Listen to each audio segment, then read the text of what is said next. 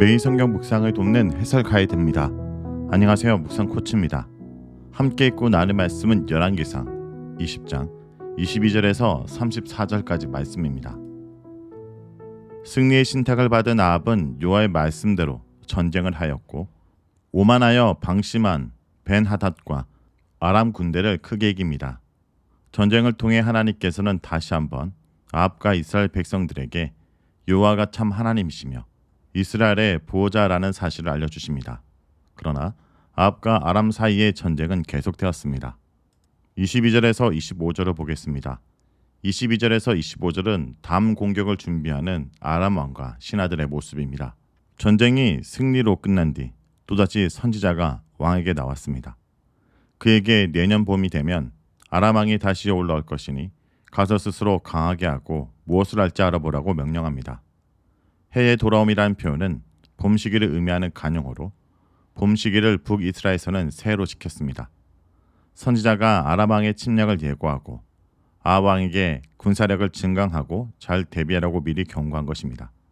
하나님께서 벤하닷의 의도를 미리 아시고 아합을 준비시키는 동안 아람의 왕의 궁전에서는 자신들이 패한 원인을 찾고 대책을 마련합니다. 첫째, 이들은 자신들이 전쟁에 진 것은 이스라엘 하나님이 산의 신이고 산에서는 강력한 힘을 발휘하는데 산에서 전쟁했기 때문에 질 수밖에 없었다고 생각하였습니다. 고대 근동사에서는 나라 간의 전쟁이나 민족 간의 전쟁을 인간들의 전쟁만으로 생각하지 않고 신들의 전쟁이라 생각하였습니다. 전쟁에서 승리하면 자신들의 신이 적의 신을 이긴 것으로 생각하고 전쟁에서 지면 자신들의 신이 적의 신에게 패한 것으로 여겼습니다. 이런 배경에서 아람의 신하들은 자신들의 패배가 이스라엘의 하나님 여호와가 강하기 때문이라고 인정한 것입니다. 이들이 여호와를 산의 신이라고 한정하며 자신들을 위로한 것은 이들이 싸운 곳이 사마리아와 수콧 사이에 있는 산악 지역이기 때문입니다. 만약 전쟁터를 평지로 바꾸면 그들보다 자신이 강할 수 있을 것이라 생각하였습니다. 둘째 대책은 왕이 지휘관으로 세운 왕들, 즉 지방 속국의 30명의 왕들 대신에 왕의 지방관들을 세우는 것이었습니다. 이것은 외국인 왕들 대신 벤하닷에게 충성스러운 왕의 신복들로 지휘관을 바꾸라는 의미입니다. 셋째, 왕이 잃어버린 군대를 다시 회복하라는 것입니다. 이들은 말은 말대로 병거는 병거대로 다시 이전처럼 보충하여 전투력을 다시 회복하고 평지에서 싸우면 반드시 이길 것이라고 주장합니다. 이들의 조언은 이렇습니다. 병력은 지난번과 동일한 상황에서 충성스러운 지휘관으로 바꾸어 전열을 가듬고 싸움 장소만 평지로 바꾸면 얼마든지 이길 수 있다는 것입니다. 평지라는 말을 23절과 25절에서 반복적으로 생각하여 자신들이 진 원인은 산지에서 싸웠기 때문이라고 생각했음을 강조합니다. 이들은 여호와의 강함은 인정하지만 절대적으로 강하다는 사실은 인정하지 못하고 있습니다. 이렇게 아람의 왕과 신하들은 여호와의 말씀처럼 다시 공격할 준비를 하고 있었습니다.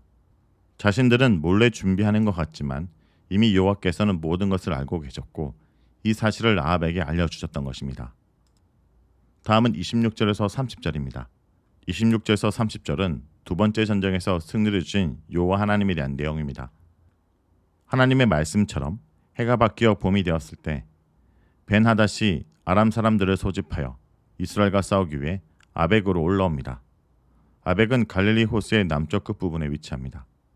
아벡에 아람 군대가 쳐들어오자 이스라엘 자손들도 소집되어 양식을 공급받고 그들과 만나러 가서 그들 앞에서 진을 쳤습니다. 그런데 그 모양이 두 개의 적은 염소떼처럼 숫자가 매우 적어 매우 초라하게 보였습니다. 반면에 아람 사람들은 그 땅에 가득하게 보일 만큼 많은 수가 준비를 단단히 하고 쳐들어왔습니다. 이런 대조는 객관적으로 이스라엘이 절대적으로 불리하다는 것을 강조하고 있습니다. 이때 또다시 하나님의 사람, 즉 선지자가 아합에게 나와서 여호와의 말씀을 전합니다. 여호와께서 아람 사람들이 여호와는 산의 신이요 평지의 신은 아니라고 하니 이 군대를 내 손에 넘겨주겠다는 승리의 약속을 하십니다. 이 말씀은 26절에서 아람 사람들이 하나님께서 평지에서는 힘을 못 쓸 것이라고 말한 것에 대한 여호와의 반응입니다.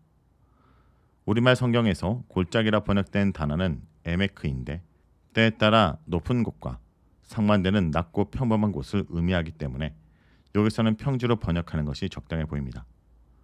하나님께서 이런 기적을 베푸시는 이유는 아합과 이스라엘 백성에게 여호와만이 참 신이라는 것을 알려서 아합과 이스라엘 백성이 여호와 앞으로 돌아오게 하기 위해서입니다.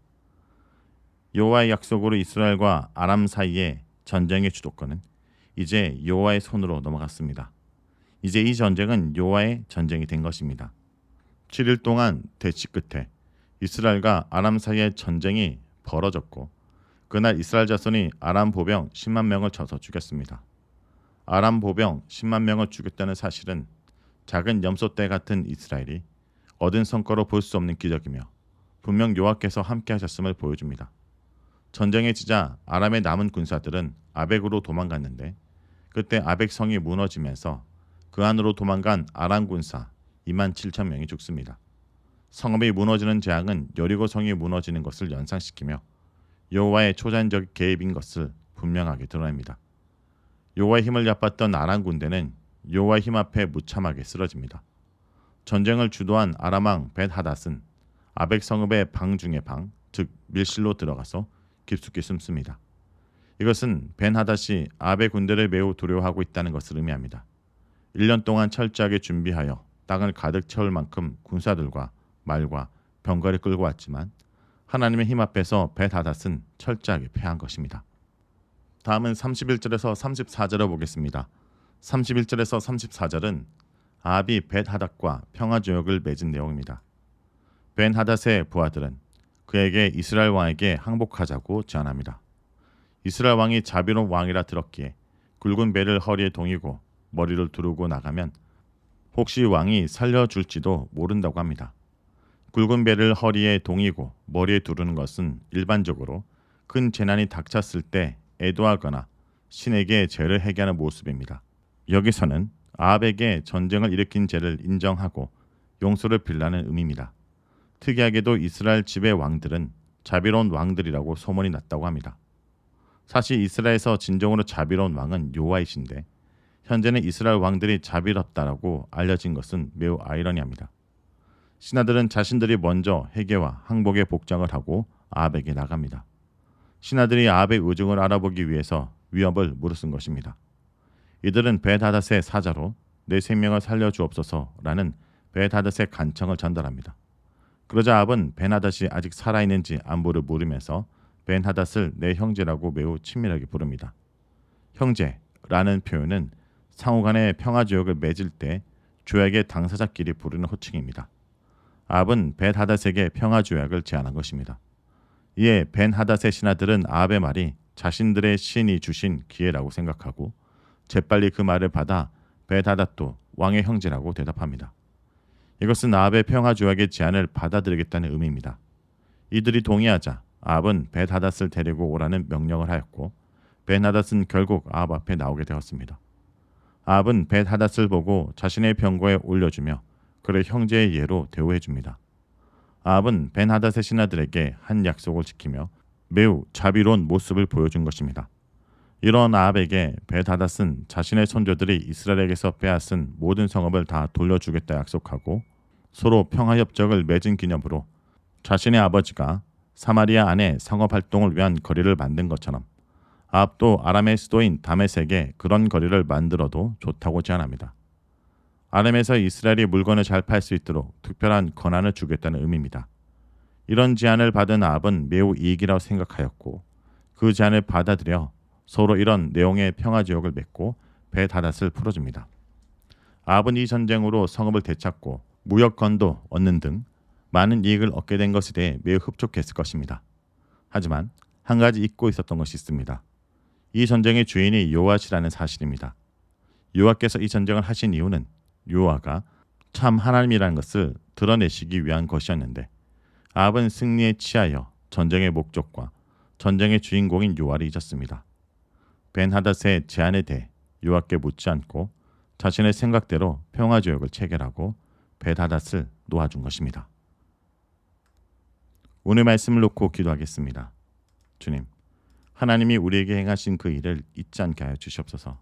주님, 아합의 승리는 그의 능력이 아니라 하나님의 도우심이었듯이 오늘 우리가 누리는 승리와 기쁨이 우리의 노력의 결과가 아니라 하나님이 부어주신 것이라는 것을 잊지 않기 원합니다.